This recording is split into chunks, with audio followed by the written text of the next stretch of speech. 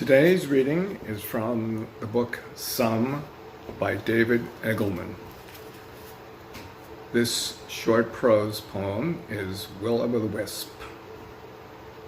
In the afterlife, you are invited to sit in a vast, comfortable lounge with leather furniture and banks of television monitors. Upon the millions of blue-green screens, you watch the world unfold. You can control the audio coming through your headphones. With a remote, you can change the angles of celestial cameras to capture the right action. In theory, you can choose to watch anything. But instead, all you watch is one thing: evidence of our residual influence in the world, the ripples left in our wake. You follow the successes of the organization you started or led. You watch appreciatively as people read the books you donated to your local religious group. You watch an irrepressible girl with pink shoes climbing the maple tree you planted. These are your fingerprints left on the world. You may be gone, but your mark remains, and you can watch it all in pure joy.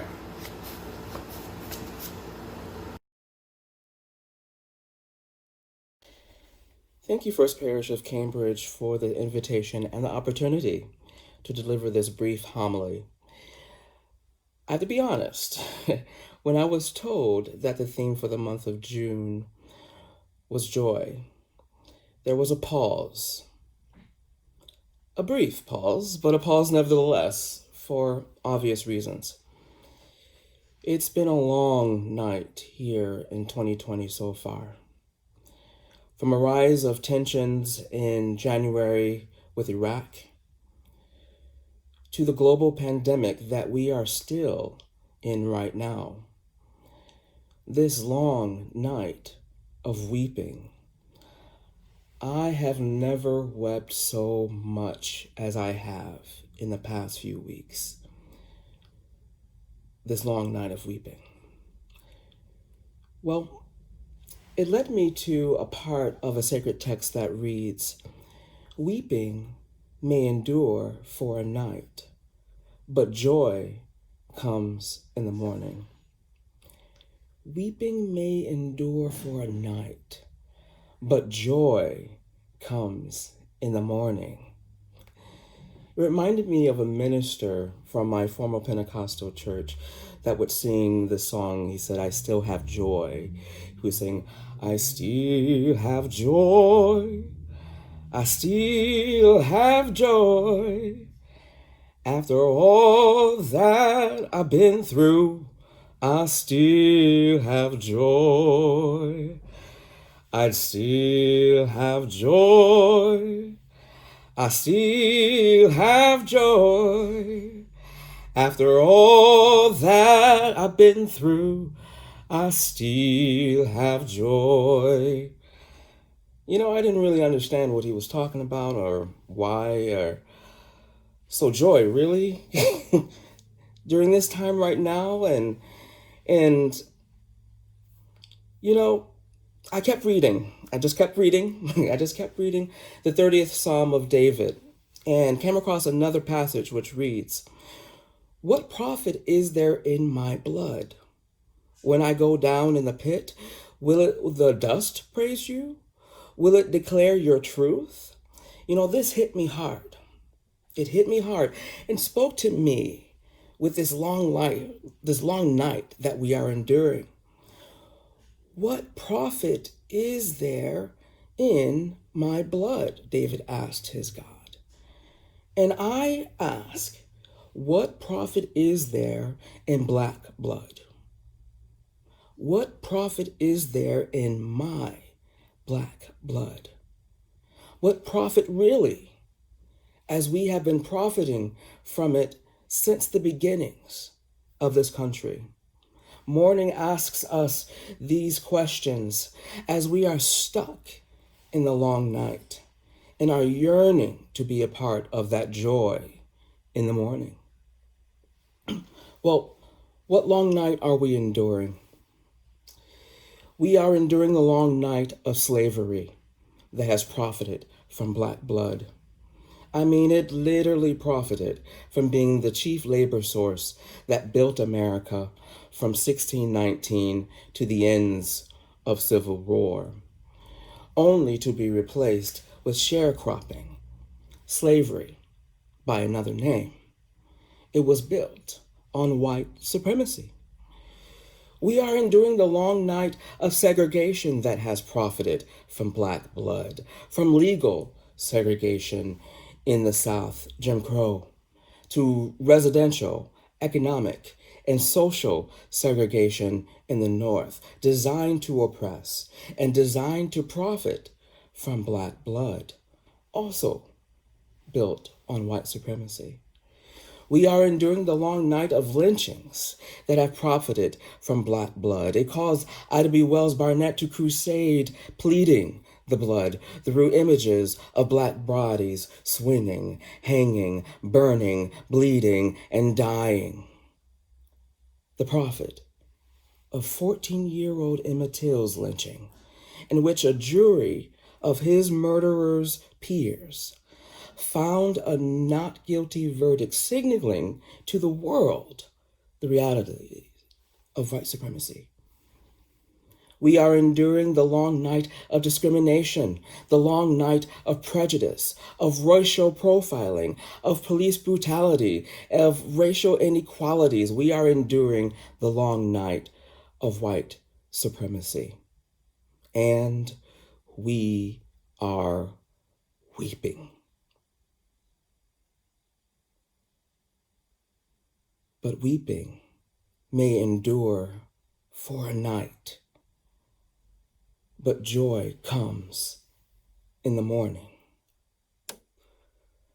It is not a new wake-up call, but it's a renewed one. And it's not too late. While we are enduring the long night, we can educate ourselves, re-educate ourselves with critical eyes, looking to get to that morning. How to be anti-racist, the indigenous peoples' history of the United States, the new Jim Crow, white fragility, post-traumatic slave syndrome, anything by Reverend Mark Morrison Reed, especially Darkening the Doorways. We are enduring the long night, and while we are enduring the long night, do a self-inventory of the white supremacy that's in you. It's there. Trust me. In your actions, your relationships, your conversations, in your thoughts, in your interconnected web of existence, root it out. Wash, rinse, and repeat. While we are enduring the long night, understand the frontline fighters. Aid them, support them, defend them, protect them, and join them in body or in spirit. While we are enduring the long night, vote, vote, and vote. Help others do the same. Protect all rights to vote. Make a difference in the civic life of our communities and in our worlds through political and non-political processes, as one of my mentors, Dr. Thomas Ehrlich, once wrote. Build that land. As we are weeping, but it may endure for a night, and that joy comes in the morning. But what does that joyous morning look like? What does it look like? I have my answer, and I know you do too. So what does it look like? What does it feel like? How do you see it? What do you see? I invite you to also, while we are enduring this long night, to visualize that joyous morning. That morning that has been delayed and denied, and yet is still coming. And why we cannot wait for it. It's coming right before our eyes. I invite you to share your vision of that joyous morning. The vision of justice that will help you endure the long night. The vision of hope that will show its own pathway. The vision of love that will guide the way. A land where people together, anointed by God, may then create peace, where justice shall roll down like waters, and peace like the ever-flowing stream. Weeping may endure for a night, but joy comes in the morning. It's my source of hope. It's my prayer. It's what I have left in me. It's the fight that I have left in me, where justice shall roll down like waters, and that peace, like an ever-flowing stream, that is my joyous morning, where I can walk as a man among human beings, where I can drive as a man among human beings.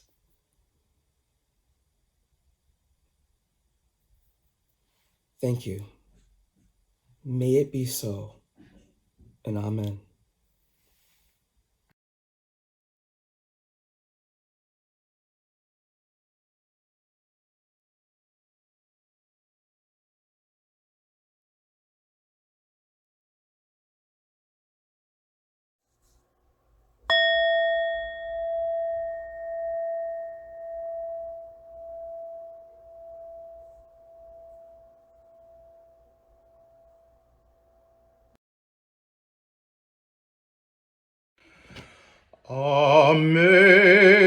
Amazing grace, how sweet the sound that saved a wretch like me. I once was lost, but now am found. Was blind, but now I see. When we've been there 10,000 years, bright shining as the sun, we've no less days to sing God's praise than when we'd first begun.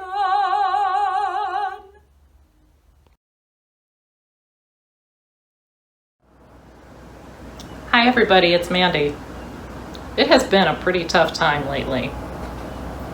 There are people getting sick. There are black and brown people dying. And our world is polluted.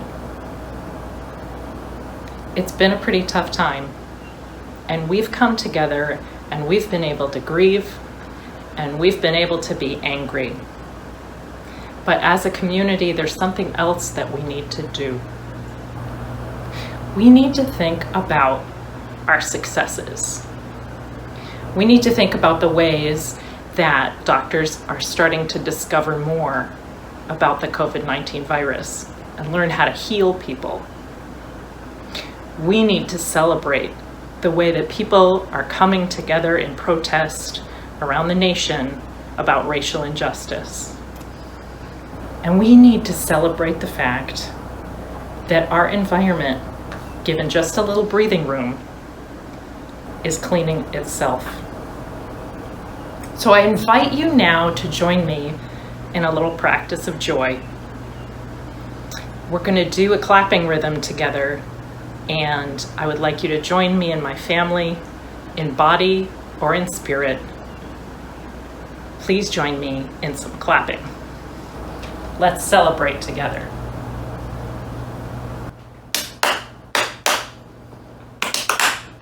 Do it with us.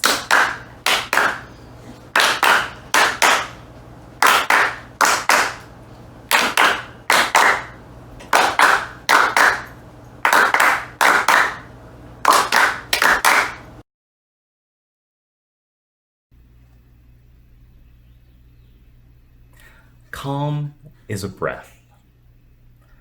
It is stillness to hear, no, feel a heartbeat. It is the patience to listen to the too long story without anticipation of its end, always asking if there is more. Calm waits free of frustration in the cold and applies no guilt or shame when you are late. Calm wants to be in concert, not conflict, and knows how to do both.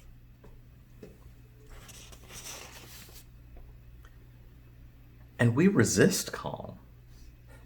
We find some strange thrill in disruption and the push-pull of disagreement. We're addicted to the tension. We get drunk on the perfume of conquest and trying to be correct, defending some fragile and imperfect honor. We have a fascination with being in the center of storms, always drawn to peril and chaos like a balcony, ledge, or cliff. Maybe we resist calm because it is surrender. It is submission. It is bending to the unknown, unknowable, unseeable, unheard.